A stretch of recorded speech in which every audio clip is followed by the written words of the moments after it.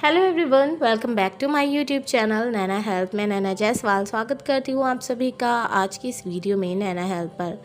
आज की इस वीडियो में हम आईयूआई की प्रक्रिया के बारे में जानेंगे और आईयूआई के बाद आपको गर्भावस्था ठहर गई है या नहीं, प्रेगनेंसी कंसीव हो गई है या नहीं, इसके महत्वपूर्ण 6 लक्षणों के बारे में जानकारी देने वाले हैं, तो वीडियो को पूरा ज़रूर देखिएगा अंत तक। आईयूआई एक प्रजनन क्षमता बढ़ाने वाली प्रक्रिया है। इस प्रक्रिया में वीर्य के नमूने को एंड्रोलॉजी लैब में संसाधित किया जाता है ताकि गतिशील और स्वस्थ शुक्राणु प्राप्त किए जा सके। इसके बाद धुले हुए वीर्य के नमूनों को आईयूआई कैथेटर की मदद से गर्भाशय में धीरे से डाला जाता है। ये प्रक्रिया ठीक उसी समय की जाती है जब महिला में ओव्यूलेशन के लक्षण दिखाई देते हैं। गर्भावस्था की जांच के लिए आमतौर पर आईयूआई की प्रक्रिया के 14 दिन बाद रक्त गर्भावस्था परीक्षण की सलाह दी जाती है, जिसे बीटा एचसीजी टेस्ट भी कहा जाता है। इस वीडियो में हम आगे जानेंगे आईयूआई की प्रक्रिया के बारे में और आईयूआई के बाद क्या अपेक्षा करनी चाहिए, और हम इस वीडियो में आपके द्वारा पूछे जाने वाले कई सारे सवालों के जवाब भी देने वाले हैं, जैसे कि आईयूआई के सफल लक्षण क्या हैं, आईयूआई प्रक्रिया के बाद गर्भावस्था परीक्षण कब करना चाहिए और भी बहुत कुछ। तो वीडियो को अंत तक ज़रूर देखिएगा। तो क्या आईयूआई के बाद लक्षण दिखना सामान्य है? आमतौर पर महिलाओं को कोई अप्रिय लक्षण महसूस नहीं होते, वो अपनी दिनचर्या जारी रख सकती हैं। उसे बिस्तर पर आराम करने की भी ज़रूरत नहीं है। इसके अलावा कभी कभी बीटा एचसीजी परीक्षण द्वारा गर्भावस्था की पुष्टि होते ही प्रारंभिक गर्भावस्था के लक्षण दिखाई दे सकते हैं या कोई लक्षण दिखाई ही नहीं दे सकते हैं। महिला को पेट भरा हुआ, मतली और नींद ना आने जैसी समस्या महसूस हो सकती है। आईयूआई गर्भावस्था के लक्षण सामान्य गर्भावस्था के समान ही होते हैं। चूँकि आईयूआई एक ऐसी प्रक्रिया है जो बच्चे को जन्म देने में प्रकृति की सहायता करती है, इसलिए गर्भवती होने पर महिला को प्राकृतिक रूप से गर्भधारण करने जैसा ही महसूस होता है।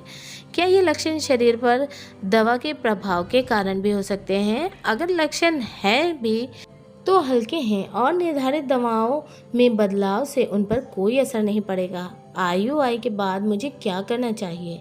आईयूआई प्रक्रिया के बाद किसी विशेष देखभाल की सलाह नहीं दी जाती है। कृपया याद रखें कि बताई गई सभी दवाएं लें।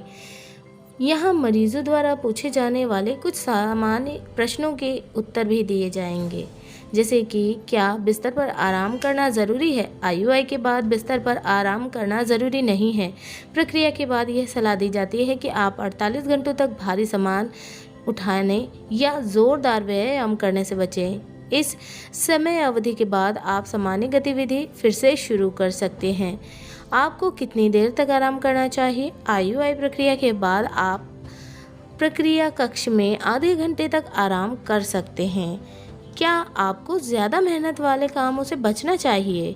आप अपनी रोज़मर्रा की गतिविधियां कर सकते हैं। सीमित मात्रा में व्यायाम करने की भी अनुमति है। क्या आईयूआई के बाद रिलेशन की अनुमति है? आप आईयूआई प्रक्रिया के बाद किसी भी समय रिलेशन कर सकते हैं, संबंध रख सकते हैं। वास्तव में हम आईयूआई प्रक्रिया के 1 दिन बाद भी रिलेशन रखने की सलाह देते हैं ताकि अधिक शुक्राणुओं को अंडे को निषेचित करने का मौका मिल सके। आईयूआई के बाद क्या अनुशासित नहीं है? धूम्रपान, शराब के अत्यधिक सेवन से बचना चाहिए। आईयूआई प्रक्रिया के बाद प्रमुख लक्षण क्या नज़र आते हैं, जिन्हें देखकर आप समझ सकते हैं कि हाँ, इस साइकिल में आपने कंसीव कर लिया है। आईयूआई प्रक्रिया के बाद आपको अपने शरीर में कुछ बदलाव नज़र आ सकते हैं। सबसे आम लक्षण में शामिल हैं इम्प्लांटेशन ब्लीडिंग। इम्प्लांटेशन ब्लीडिंग गर्भावस्था का एक ऐसा लक्षण है जो आईयूआई इंजेक्शन के बाद हो सकता है।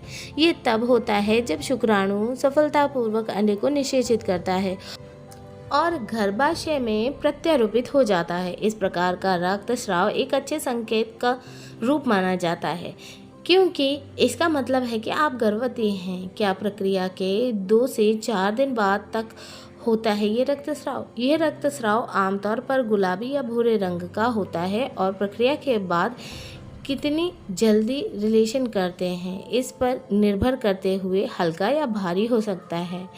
ऐंठन ये आमतौर पर हल्का होता है और 24 घंटे से कम समय तक रहता है।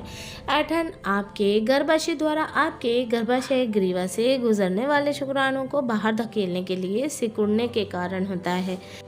हल्की से मध्यम असुविधा ये आपकी पीठ के निचले हिस्से और पेट में होगी। प्रक्रिया के बाद आपको थकान महसूस हो सकती है। रिलेशन के दौरान हल्की असुविधा ऐसा हो सकता है, लेकिन प्रक्रिया के बाद कुछ दिनों के भीतर ही ये ठीक हो जाता है। वजाइनल डिस्चार्ज ये डिस्चार्ज आमतौर पर पीला या सफ़ेद होता है और ये शुक्राणुओं के प्रति शरीर की प्रतिक्रिया का परिणाम होता है। चक्कर आना, मतली और उल्टी जैसा महसूस होना ये लक्षण प्रत्यारोपण के दौरान आपके शरीर में जारी तनाव हार्मोन के कारण होते हैं और प्रत्यारोपण के बाद 24 घंटे के भीतर चले जाते हैं। IUI के बाद आपको गर्भावस्था परीक्षण कब करना चाहिए? बहुत सारे लोगों के मन में ये सवाल रहता ही है जिन्होंने IUI कराया हुआ है। IUI की प्रक्रिया के 14 दिन के बाद रक्त गर्भावस्था परीक्षण करने की सलाह दी जाती है। गर्भधारण के लगभग 10 दिन बाद गर्भवती महिला के रक्त और यूरिन में HCG दिखाई देने लगता है। ये निर्धारित करने के लिए कि आप गर्भवती है या नहीं, आपका डॉक्टर ये देखना चाहेगा कि क्या आपके शरीर में आपके रक्त में HCG यानी कि ह्यूमन कोरियोनिक गोनेडोट्रोपिन का उत्पादन शुरू कर दिया है। गर्भावस्था के पहले कुछ हफ्तों के दौरान आपके सिस्टम में HCG की मात्रा तेज़ी से बढ़ेगी और फिर धीरे धीरे कम होने लगेगी। ये रक्त परीक्षण आपके रक्त में HCG के स्तर को माप सकता है और आपको बता सकता है कि आप गर्भवती हैं या नहीं। जैसे ही आपको लगे कि आप गर्भवती हैं, आप घर पर ही बिना डॉक्टर के पर्चे से मिलने वाली गर्भावस्था परीक्षण करने पर भी विचार कर सकते हैं, लेकिन ज़्यादातर डॉक्टरों के लिए यह पर्याप्त सटीक नहीं हो सकता है, इसलिए आपको बीटा HCG टेस्ट कराने की सलाह दी जाती है। IUI प्रक्रिया के बाद आपको गर्भावस्था के लक्षण कब महसूस होने लगते हैं? गर्भावस्था की पुष्टि होते ही ये ज़्यादातर मामलों में कुछ हफ्ते बाद ही लक्षण दिखाई देने शुरू हो सकते हैं। यह ध्यान रखना ज़रूरी है कि थकान, मतली और ब्रेस्ट में टेंडरनेस जैसे लक्षण ज़रूरी नहीं है कि गर्भावस्था के ही संकेत हों, बल्कि तनाव जैसे अन्य कारणों के कारण भी ऐसा हो सकता है। क्या मुझे IUI के बाद रक्तस्राव की उम्मीद रखनी चाहिए, यानी कि ब्लीडिंग की उम्मीद रखनी चाहिए? IUI प्रक्रिया गैर सर्जिकल है। रक्तस्राव यानी कि ब्लीडिंग IUI प्रक्रिया का एक सामान्य दुष्प्रभाव हो सकता है। हालांकि यह आम नहीं है, लेकिन कुछ महिलाओं को प्रक्रिया के बाद हल्के धब्बे दिखाई दे सकते हैं और यह आमतौर पर आपके उपचार के ठीक बाद होते हैं। IUI से जुड़ी और भी बहुत सारी जानकारी हमारे पास, बहुत कुछ बताना है मुझे IUI के बारे में आपको, लेकिन अगर इस वीडियो में मैं IUI के और ज़्यादा जानकारी दूंगी तो ये वीडियो बहुत ज़्यादा लंबी हो जाएगी और लंबी वीडियो देखना आप पसंद नहीं करोगे, तो आगे की जानकारी मैं अपनी आने वाली नेक्स्ट वीडियो में दूँगी। आज की इस वीडियो में बस इतना ही। नैना हेल्थ के साथ जुड़े रहने के लिए आपका तहे दिल से धन्यवाद। इस वीडियो को लाइक करें, चैनल को सब्सक्राइब करें अगर पहली बार आए हैं तो। कमेंट करके बताएं ज़रूर कि वीडियो कैसी लगी और अपने ज़रूरतमंद दोस्तों, फैमिली, रिश्तेदारों में जहां तक हो सके वहां तक इस वीडियो को शेयर करें। आपके एक शेयर से किसी की हेल्प हो सकती है, तो प्लीज़ शेयर ज़रूर करें। हम मिलेंगे आपको एक और बेहतरीन वीडियो में, तब तक के लिए धन्यवाद। आपका दिन शुभ हो।